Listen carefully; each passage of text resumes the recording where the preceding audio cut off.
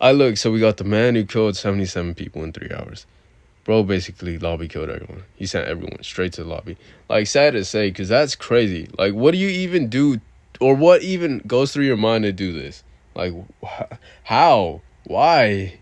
Like, that's the big thing. Why? Like, you genuinely, I don't know, bro. You was just doing it for fun. Like, that's so sick and twisted, bro. But let's see what they're talking about. On the 22nd of July, 2011, a rainy Friday in the Norwegian capital Oslo, a grey van rolls up beside the Norwegian government quarter, parking right outside the building of the Prime Minister's office. Out steps a man, 32 years old, named Anders Behring Breivik. He has no prior criminal record and is dressed in what appears to be a police uniform. Earlier that day, he had sent out a compendium, 1,500 pages long, to over 1,000 recipients across Europe, ending with a final note. I believe this will be my last entry. It's now Friday, July 22nd, 12:51. Sincere regards, Andrew Berwick, Justice Her Knight Commander, Knights Templar Europe, Knights Templar Norway. Knights Templar. On a nearby security camera, he can be seen walking. Templar? You're telling me Assassin's Creed was real? You're telling me he was a Templar? Man, I swear, wasn't it actually based on a real thing? Like something that happened way back. I don't think it's a thing now. It's probably just shifted into some new, billionaires and whatnot. But like, that's crazy. Away from bro. his car, What? calm and composed, before disappearing around the corner. Moments later, at 3:25 p.m., the city erupts as the sound of a massive explosion tears through the heart of Oslo. The car outside the government quarter has exploded, Bomb? sending glass, concrete, and panic into the streets. Sirens wail across Oslo as dazed civilians stumble through the smoke, unsure of what has happened. But this was only the beginning of what would become the most horrifying terror attack in Scandinavian history. As emergency services scramble to make sense of the carnage, and the media begins broadcasting the first reports of the explosion, Breivik is already on the move. This was only the first part of his genius plan. While the bomb's 7-minute fuse was burning, he made his way to a second vehicle, a silver grey Fiat, parked outside a few blocks away from the government quarter. Unhindered and unnoticed, he leaves the city behind and sets course for his second target, a small island 40 kilometers from Oslo, known as Utøya. Utøya is owned by the Workers' Youth League of Norway, known as AUF, and every summer for the last 60 years, it has been a host to a summer camp, in which hundreds of members gather for social interactions and political workshops. This year, 564 people attended the camp, most of them teenagers and young adults. It doesn't take that long before news of the bombing reaches the summer camp. A sense of unease begins to spread among the young attendees. At 4 p.m., one leader of the camp, known as Mother Utøya, gathers the attendees for a short briefing. She reassures them with calm authority, repeating what many believe to be true. The safest place in Norway right now is here, on Utøya. The reality would soon prove otherwise. At 4:26 p.m., roughly an hour after the bomb exploded in central Oslo, Breivik arrives at Tidifjorden, where the ferry to Utøya departs. He stays seated in his vehicle, listening to the radio as news outlets report on the explosion in Oslo. A first casualty has been confirmed, and experts are suspecting that Islamists are behind the attack. For about 30 minutes, he remains there, before finally driving down to the dock. He has brought 2 weapons with him, a pistol and a semi-automatic rifle, equipped with a bayonet and a laser. Bro, that's sick. The trunk. That's actually sick. Why? That's my biggest question. Why? Like, why would he do something like that? He started a terror attack in a different city. Boom, leaves. Goes to a summer camp where it's teens, young adults, people who got their whole lives ahead of them. And he's gonna shoot it up, bro. Why? Like, Holds a back sporting bag containing smoke grenades and over 1,000 rounds of ammunition. As Breivik approaches the dock, he interacts with the guard.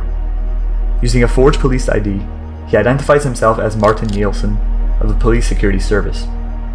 He claims he's been sent to secure Utøya following the bombing in Oslo and is led on the ferry without any further questioning. The island is 600 meters from the mainland, and the trip takes around 7 minutes. As the ferry reaches the island, Breivik is greeted by Mother Utoya and the camp security guard. The three begin walking up the hill toward the main building, exchanging a few words. But within moments, as they reach the crest of the hill, he draws his weapon. Gunfire echoes across the island. The pair are struck by multiple rounds and collapse to the ground as they become the first victims of what would later be known as the Massacre of Utoya.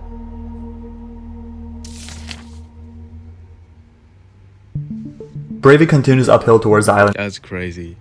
Yo, that's so crazy, bro. He's just taking advantage of people's kindness and trust. It's like, yo, there's this happen. We're doing it for security reasons. Oh, okay, you know, they're here to protect us. Alright, cool. You know, come in. And they die, bro. Like, that's actually evil work, bro. You know how evil and twisted you gotta be for you to, hey, you know, take advantage of people's trust, you know. Even though they don't know you like that, take advantage of their trust and kindness, and then shoot up the place, bro. And then shoot it up. Like, what? Cafe and nearby tent grounds, where hundreds of young attendees are gathered. Dressed entirely in black, his appearance evokes the authority of a security officer, and for a brief moment, some mistake him for one. As he makes his way up, he kills another security guard, before finally reaching the building. Right outside, he opens fire, killing 3 people on the spot. As panic spreads through the nearby tent area, he turns and fires again. 2 more fall. Not missing a beat, he moves back toward the cafe. Inside the cafe, confusion and fear ripple through the rooms, as shouting begins to erupt. Camp leaders urge everyone to evacuate, unaware of just how much danger they're in. Some begin to flee, others hesitate, frozen by uncertainty. Breivik enters the cafe building and continues his rampage. Within 3 minutes, he moves through the smaller hall, a corridor, and finally into the main dining area, killing 13 people in the process. That's sad. By this point, more than 20 lives have already been taken. Chaos quickly spreads across the island, as campers scatter in every direction. Some dive into the cold water in a desperate attempt to swim to safety, others seek cover in buildings, or by clinging to the island's steep slopes. Many flee into the woods, only to find the trees too sparse to provide real shelter.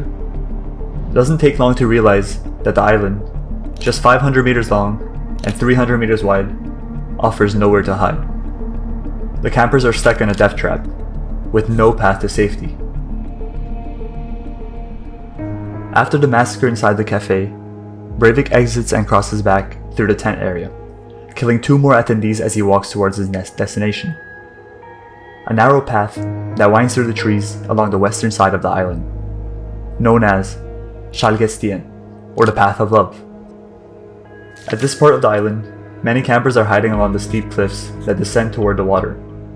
The perpetrator moves slowly along the narrow trail. He comes across a group of youths lying motionless, attempting to play dead. He opens fire, killing 10 of them. Continuing along the path, he finds more people hiding on the slope below. 5 more are killed, their bodies tumbling down the rocks towards the shoreline. At 5:40 p.m., Breivik eventually reaches the southern tip of the island. There, he spots several campers trying to swim toward the mainland. He begins shooting, but this time, no lives are lost. That, however, is of little consequence. In fact, the purpose is to drive them further into the lake, where the cold water and distance may finish what the bullets didn't. Breivik would later describe the island's surrounding water as a weapon of mass destruction. 1 camp participant drowns, another falls from a steep slope by the water and dies from the injuries, and 2 more are killed as a terrorist reaches the forest east of the school building. At this point, emergency services have logged 28 calls from the island. A squadron from the Norwegian counter-terrorism unit, originally en route to the government quarter, is redirected toward Utoya. At 5:52 p.m., a local patrol from the Nordre Buskerud police station arrives at the ferry landing across from Utoya. But the situation is confusing. Orders they receive are unclear, and officers stay on the mainland. Meanwhile, a separate emergency response. There's hesitation, gang. Yo, you got a bunch of missed calls. Wait, how do you even get that much missed calls? Did someone even answer in the first place? Ah, bro. And it's like, he, cause that guy is basically stuck on the island with them. Like he's gonna have some sort of final showdown type thing. Bro, bro. Why? Just like, do we even ever get the motives of why? Like, This unit is directed further north, to Utvika camping. Though the local station is aware of boat available nearby, this information is never passed to the unit on site. Instead, responders are told to regroup at Storoya, a completely different island just north of Utoya. The Delta Unit, Norway's counter-terrorism force, are the first to reach Storoya, followed shortly by local emergency responders. None of them realize that they are on the wrong island. The critical miscommunication delays the operation further, while the massacre on Utoya continues unchecked. Meanwhile on Utoya, the attacker makes his way toward the main building, where he refills his ammunition. From there, he throws 2 smoke grenades and heads downhill, back to the dock where the rampage began. He fires more shots into the lake, aiming at a boat trying to escape. He hits the boat multiple times, but the people on board escape unharmed. The shooter turns and begins moving uphill once again. On the path, he finds a discarded cell phone, picks it up, and continues north, toward the far end of the island. By 5:59 p.m., 38 minutes into the massacre, police receive a call from an unknown number. The caller identifies himself as Anders Behring Breivik, commander of the Norwegian anti-communist resistance movement. He claims to be on Utoya and says that he wants to surrender. But the call ends abruptly, and the rampage continues. On the northern end of the island, Breivik kills 8 more, 3 near Stoltenberget and 5 along the shoreline at Bolshevika. Minutes later, on Storoya, locals spot the Delta Force as they board a red inflatable boat, trying to correct their mistake.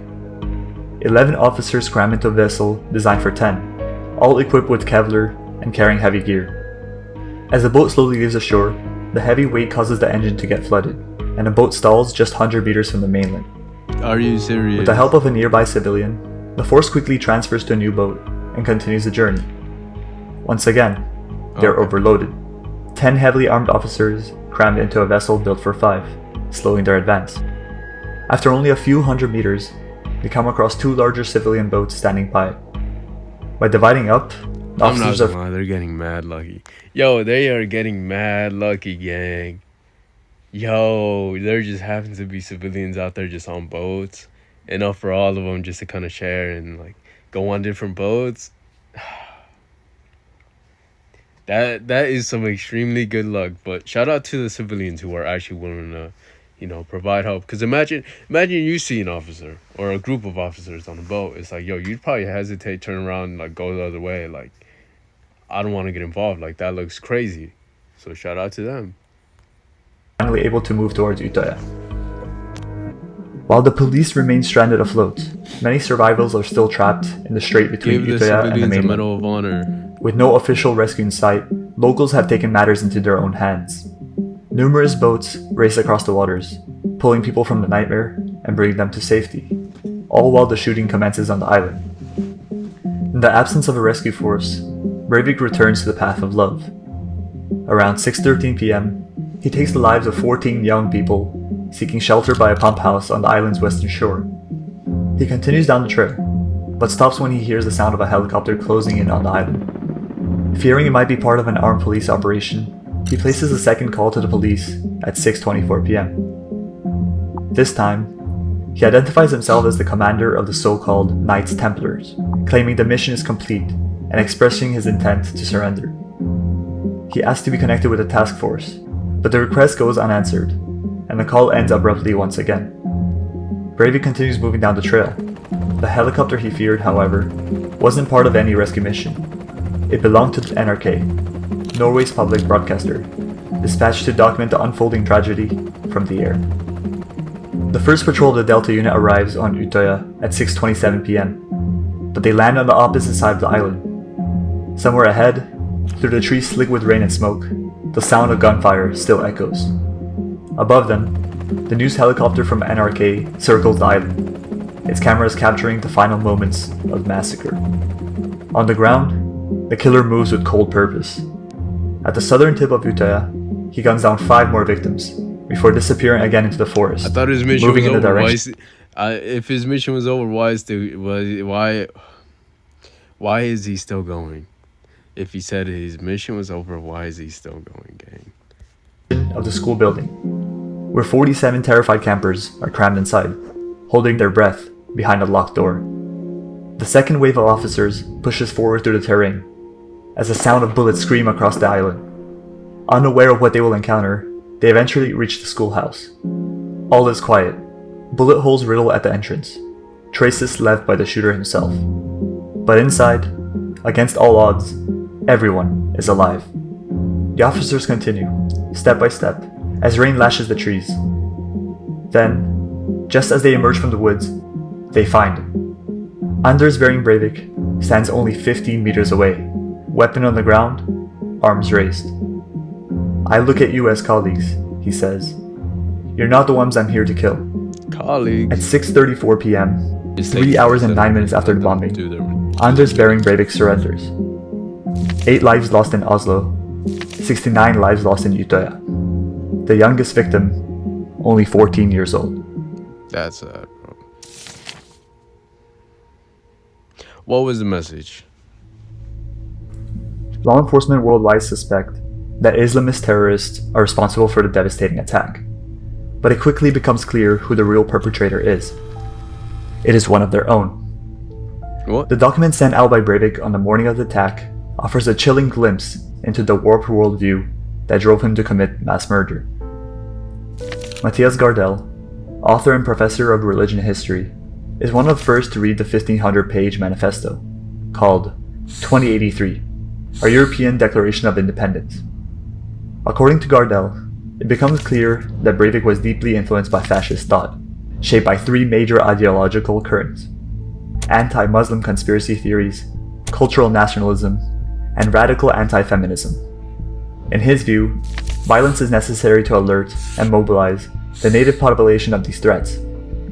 Breivik describes the attack not as an end itself, but as a marketing operation, intending to draw attention to his manifesto and inspire the founding of a new militant order he calls the Knights Templar.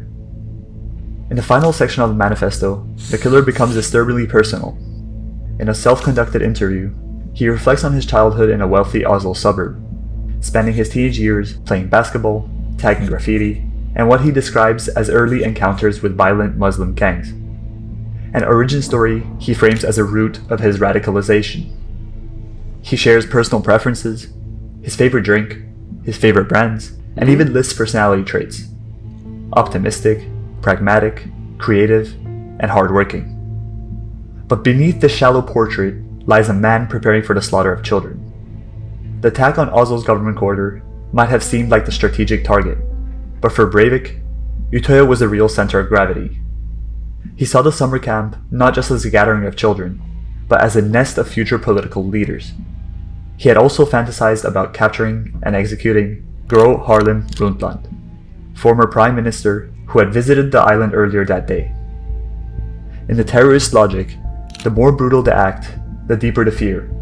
The more innocent the victim, the louder the message. The trial against Anders Behring Breivik lasted for 10 weeks. On the 24th of August, 2012, he was sentenced to 21 years in prison, the maximum sentence under Norwegian law, with the possibility of indefinite extensions. Wait. 21 years? For killing, how much was it? 77 people? 21 years. No, bro. Give him that chair. Give him that chair. Don't let him see the day of light. Day of light? Is that the right way? Light of day. Like, bro, 21 years? And that's maximum? I guess, like, you want to give people a second chance. Hopefully they get rehabilitated. But, like, at that point, can you? Like, how do you know he's not going to do something like that again, gang? How do you know? Bro, that's such a like, mixed feeling. Like, you know he should not be walking around. Especially after 20 years. Like, what? He should not be wandering the streets, bro. What was it, 2012? it's been, yo, he's almost out in like what, 8 years? 21 years. Okay, wait, let me do my math real quick. 2012, we're in 2026. Boom. Okay, so that's 14 years. 21, 7. He's out in 7. He's out in 7 years, gang. Are you serious? No, someone knock him off the map once he gets out, bro. Someone knock him off the map. Like, yo, what? He remains incarcerated at the time of this video. It quickly became clear that many things went wrong when Norway was hit by this terrorist attack. The July 22nd Commission concluded that the bombing of the government quarter could have been prevented through better enforcement of existing security measures. The authorities' ability to protect the people on Utøya was insufficient. A faster police response was possible, and the perpetrator could have been stopped earlier. Police chiefs rejected the criticism, insisting their officers acted to the best of their abilities amid the chaos. But those efforts were not enough to prevent the deep scars left by July 22nd. That's about it. That is about it. That's such a sad ending, bro. Like, 77 people, gang. A lot of them were just kids or young adults, like barely going in their lives. Barely going in their lives. And it's like they just got killed. That was a good video, but that 21 years, he should not be out, bro. He should not be out. Aside from that though, amazing video. Let me know which one to watch next on the road to 1K. Thank you and see you.